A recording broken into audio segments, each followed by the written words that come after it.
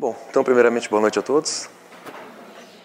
Eu queria iniciar um diálogo com vocês todos, propondo primeiro um exercício mental, propondo algo que nós devemos imaginar, é um exercício mesmo. Então eu queria que vocês neste momento tentassem imaginar que o pensamento de vocês, tudo aquilo que vocês pensam, é o mundo.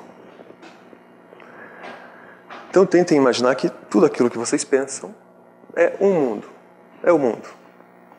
E agora tentem imaginar que vocês estão caminhando neste mundo. Ou seja, se imaginem caminhando pelo próprio pensamento.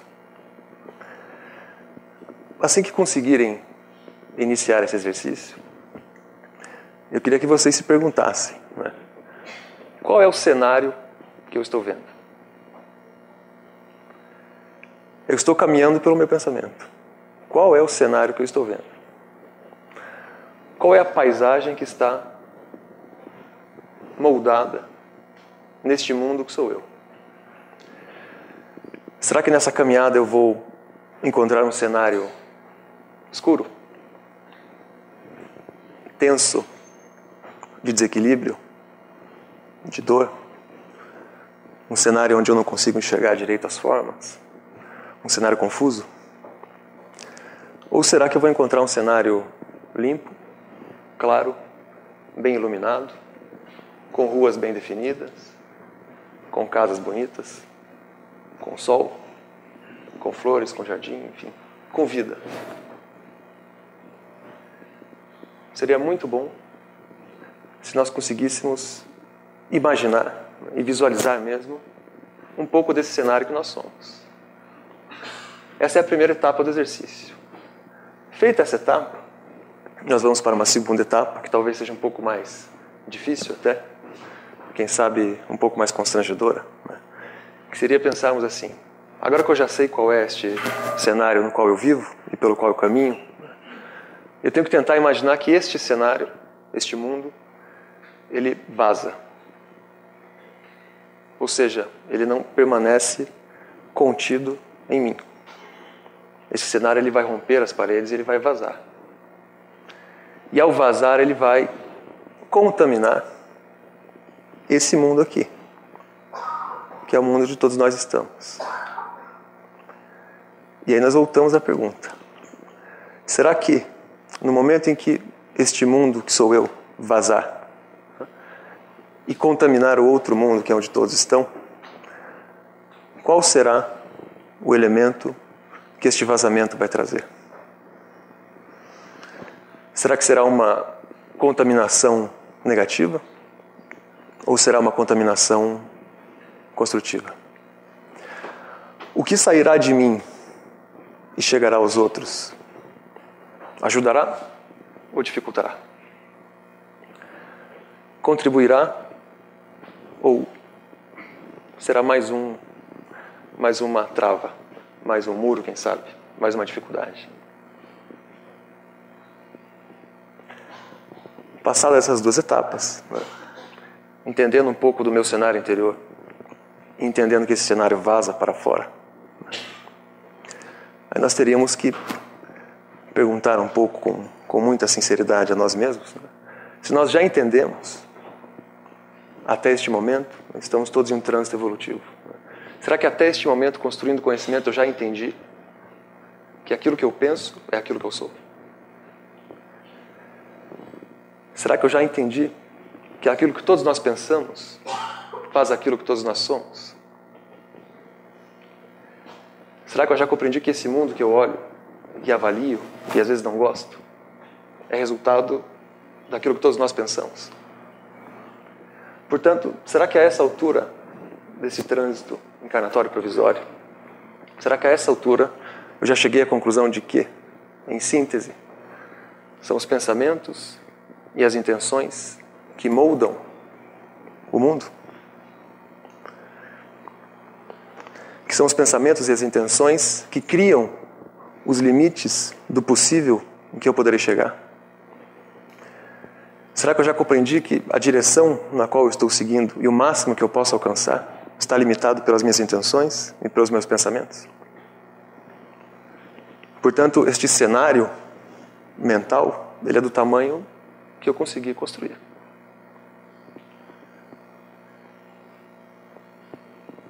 Toda a sua limitação e toda a sua expansão é do tamanho que eu consegui construir.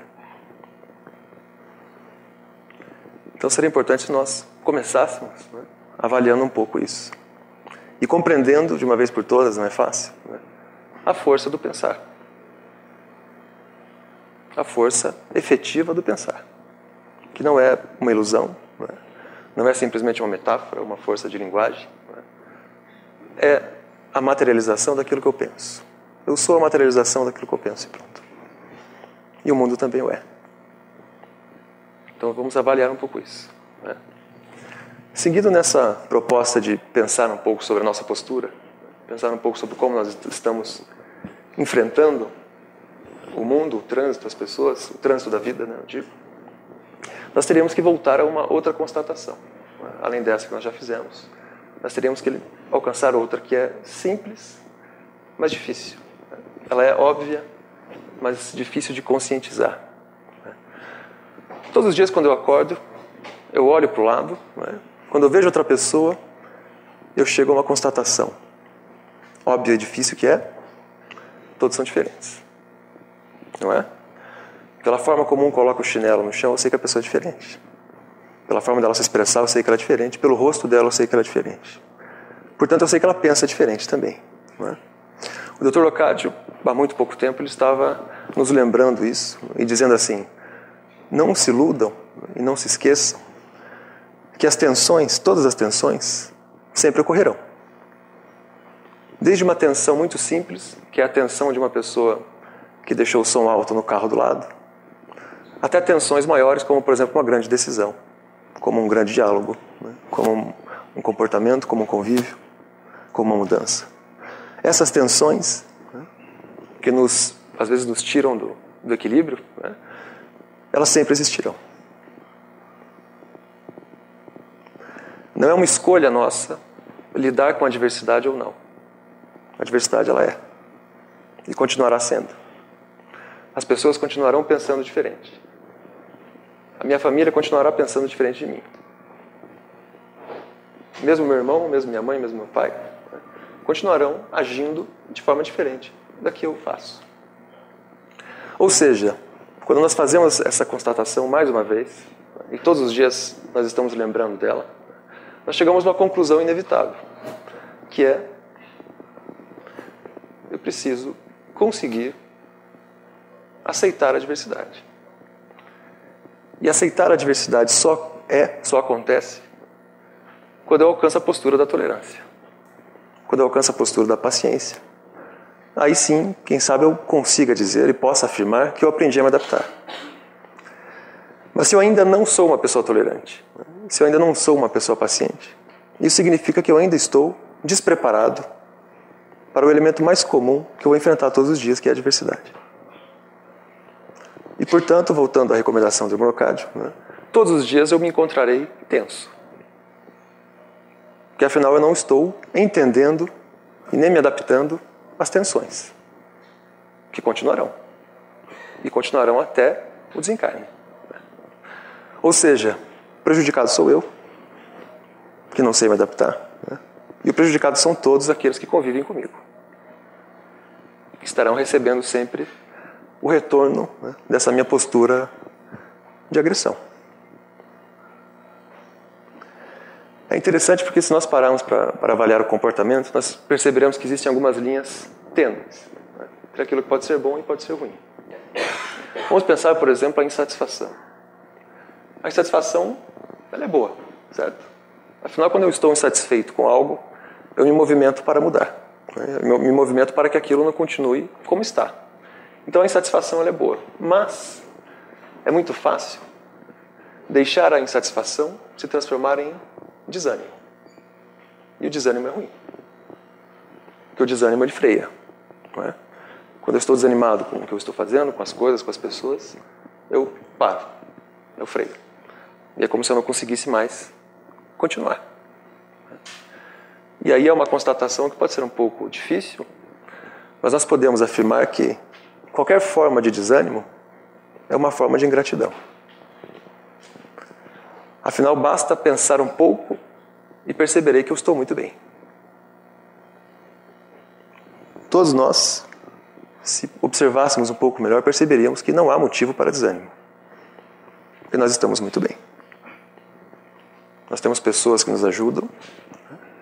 Nós tivemos família, nós tivemos uma história. Nós construímos, nós aprendemos.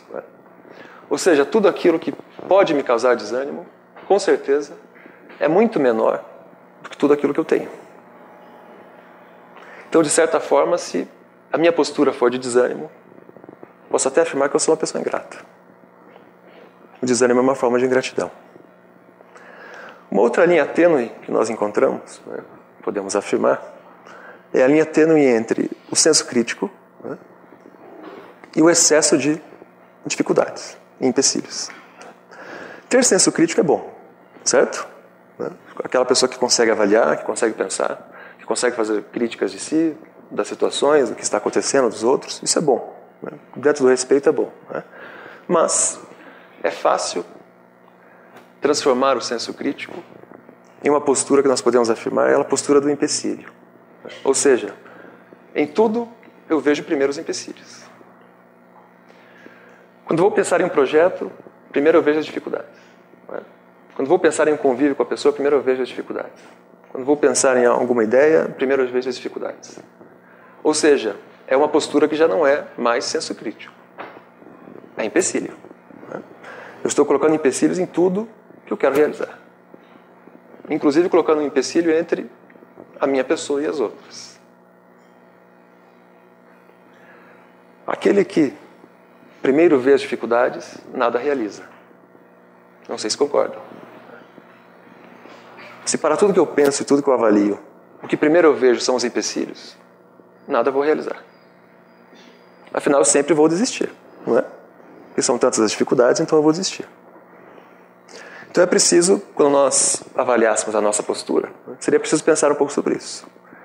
Será que eu sou alguém com senso crítico e com um movimento de crescimento que busca mudar?